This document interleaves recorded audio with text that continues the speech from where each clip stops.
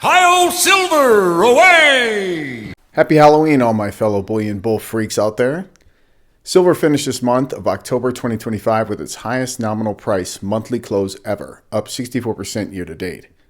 But the fundamental drivers for the world's silver market moving forward are what matter most now and to come.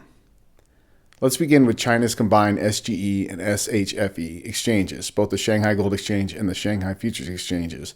They are a warehouse of silver in their inventory levels.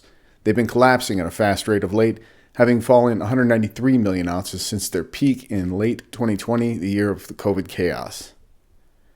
And while videos like these are being quickly scraped by the authorities of the Chinese internet, word's getting around there too that silver is currently mispriced and needs a price re-rating vastly higher than currently long suppressed levels. There are two important pieces of news I need to quickly share with everyone. I'm currently on a high-speed train, hiding inside to record this video for you. So, what's crucial? We say that next year the silver price can reach above 15 yuan. Why is that? If we consider the original supply and demand pattern, whether it's the overcapacity on the industrial side, the decline in demand for photovoltaics and electronic motors, or the decoupling of silver from currency, these factors are actually reflected in the price and are the reasons why silver prices have been consistently low. Of course, as a major producer and consumer of silver, excessively high prices would also harm the industry and the export of end products. This year, major photovoltaic companies, electronic technology companies, and traders have reached a point where the price war can no longer continue. Simply lowering prices can no longer provide a competitive advantage. When such pricing strategies begin to disrupt the entire industry ecosystem, it might be better to reverse the approach, meet one's own needs, and preserve inventory value to avoid chaos. Of course, relying solely on the industrial side is definitely not enough. It must be combined with financial market operations to bring about changes in global prices and then, as we mentioned earlier, to boost prices and stimulate demand. It is also possible that the industrial side will heavily participate in the financial market. On the other hand, the main reason the price of silver can reach 15 yuan is due to significant changes in the overseas market's demand pattern for silver. Mainly because of reasons related to India. India has introduced several policies this year. One of them, which you mentioned in April, is that the Indian government plans to achieve a photovoltaic installation target of 280 to 320 gigawatts by the year 2030. In the first half of the year 2025, the newly added photovoltaic installations have already reached 4.9 gigawatts, showing a significant year-on-year growth. Their country also has a solar mission called JNNSM and the Prime Minister's Solar Home Scheme, which promote market demand through subsidies and tax incentives. India's photovoltaic plan is expected to bring an increase in silver demand of about 3,000 to 3,400 tons by the year 2030. This amount will add to approximately 10 to 13% of the current global industrial silver usage. Simply put, there will be an additional player in the international market competing with us for silver. Additionally, the Reserve Bank of India mentioned that in October 2025, the Indian Central Bank released a document called the 2025 Operational Mortgage Lending Guidelines. This document states that starting from April 1st, 2026, silver can be used as loan collateral with a loan-to-value ratio similar to gold, up to 85%. Each person can pledge up to 10 kilograms of silver and 1 kilogram of gold. This policy establishes silver's status alongside gold in modern banking and is seen by the market as a historical monetary reset. India, like us, is a developing country, so why does it allow people to mortgage gold and even silver? It indicates that the official reserves are insufficient. Moreover, I estimate that India's finances haven't been very good these past 2 years, and the price and credit of the rupee might not be very good either. Externally, their foreign reserves are insufficient, and they can't buy internationally, so they can only collect domestically first. We know that Indian people also like to buy gold and silver. So from the overall perspective, we can say that central banks worldwide are buying gold, which reflects the urgency of official demand for reserve management. So I think this is a policy event significant enough to prompt other institutions to take action as well. As for the United States, although they are not heavily involved in silver-related technology and industry, or not much, their actions mainly involve allocating silver ETFs or stockpiling physical silver to get a share of the market. At this time, the price rising to $15 is still a high probability event. So, taking advantage of the recent drop in silver prices, I think it is still possible to make some appropriate allocations. These are just personal opinions for reference, and I hope they provide some inspiration and help to everyone. Thank you. Again, the world silver market has been running a supply deficit to the tune of around negative 800 million ounces over the past nearly 5 years. That's basically that silver cube depicted there, used up in excess. I mean, picture it. It's 13.4 meters or 44 feet tall and wide. Gone, poof, used up in excess of newly recycled and mine refined silver supplies over the past near 5 years.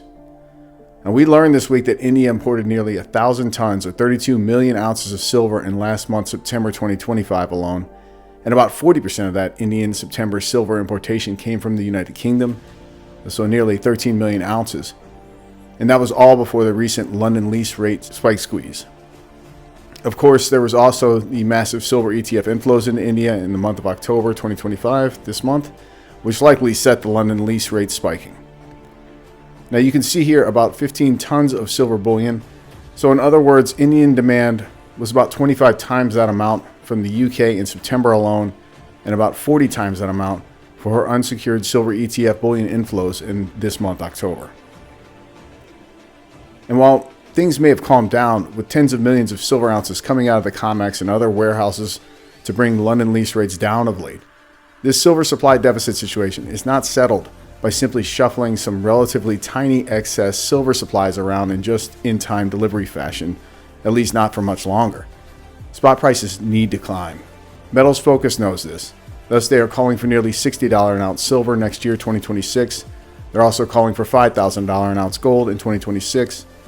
And the LBMA conference that was recently held in Japan, they asked hundreds of industry attendees their price predictions for next year, and their predictions were in line with the guesses we just mentioned.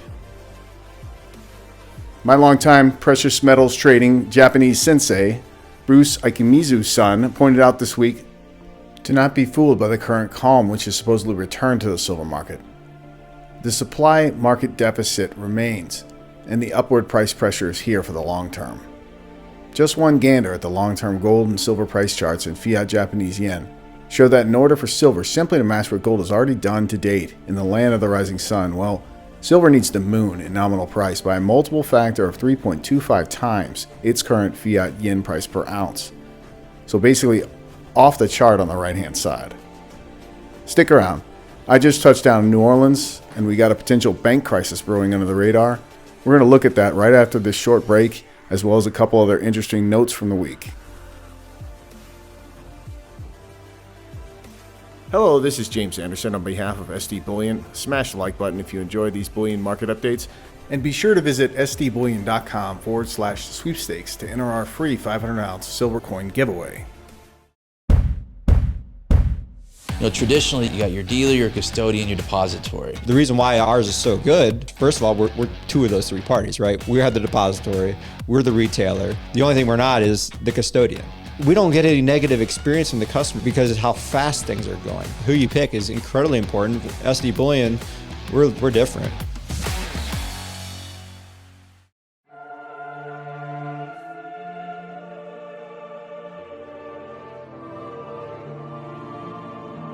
The gold-silver market traded flat to slightly down on the week. The spot silver price ended the week at $48.58 an ounce bid. The spot gold price closed the week just above the key round number at $4,003 an ounce bid.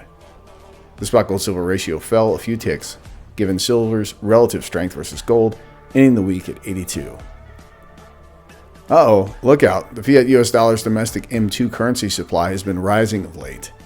And yes, many banks still on a mark-to-market basis are looking at nearly $400 billion in collective losses on mostly US bonds that are in a structural bear market for as far as your eyes can see outwards. And the Fiat Federal Reserve's repo loan window just had some major borrowings to the tune of $50 billion in short-term liquidity loans to end this week. Now, speaking of getting potentially great take-in in failing financial institutions, I'm out here stacking bullion and finding interesting silver items out here in the wild. You never know what type of history you're going to be forced to learn in your bullion acquisitions. Like, for example, this interesting silver bar, which celebrates the original 1925 Standard Bank, or later known as the Standard Trust Bank, which failed by 1931. Great taken into bankruptcy like thousands of other U.S. banks at the time during the Great Depression. Well, I'm happy to report that building is still in use, modified to service high-end apartments, often for downtown workforce in Cleveland, Ohio, 100 years later. But hey, they don't go on CBS's 60 Minutes or ring a bell right before great takings, right? Right?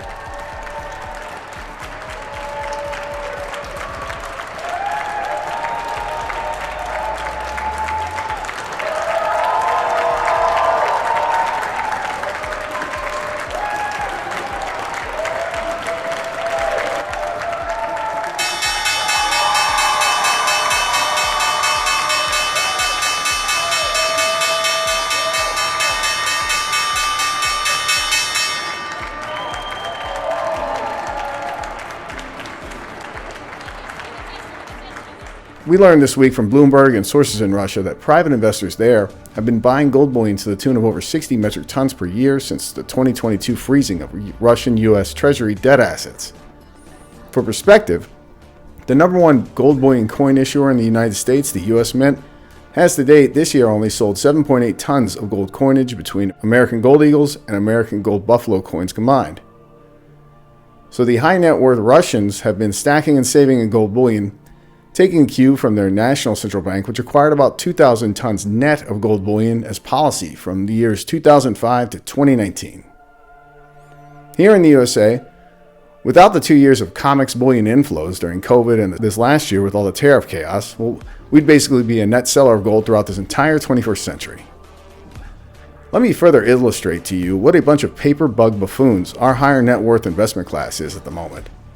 Since 2020, about 27 times more capital has gone chasing stock bubble indexes, and 21 times more capital has been going into the ongoing bond bear market compared to put to work in gold and gold related. So note, you're not late arriving to the bullion party now. You're actually on the cutting edge and still early. I'm going to be in New Orleans, Louisiana at Gold Silver's longest running U.S. investment conferences starting this Sunday evening. I'm going to leave the link in the show notes below if you are in the area. I hope to see you there.